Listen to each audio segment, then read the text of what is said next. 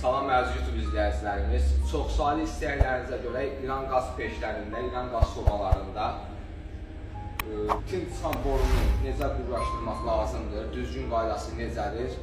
Gəlin mən sizə onu izah edeyim.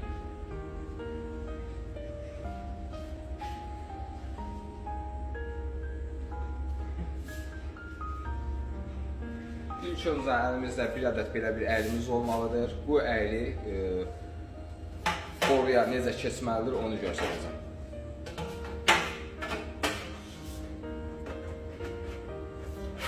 Baxın, birinci qurlaşdırma qaydası belə olmalıdır.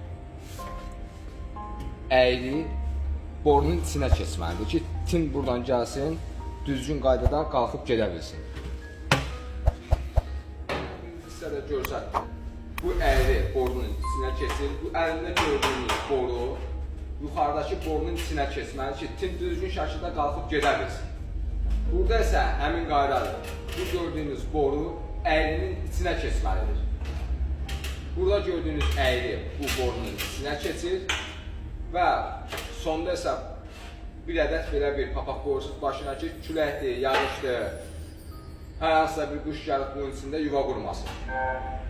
Bu qaydada durbaları, boruları bir-birinə taxdığınızdan sonra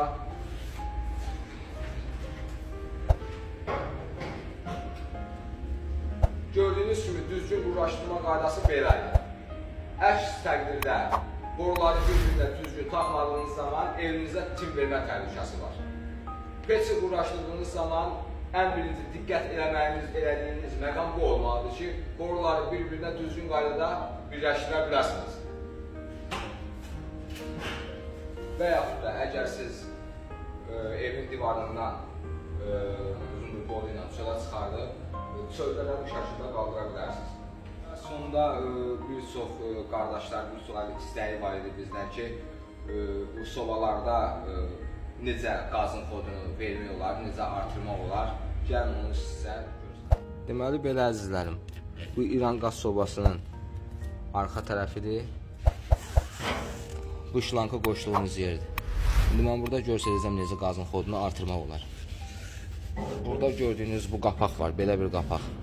Bunu kəlpətinlə çıxardırsınız. Kəlpətinlə oradan çıxardandan sonra bunun içində plus şəkili var.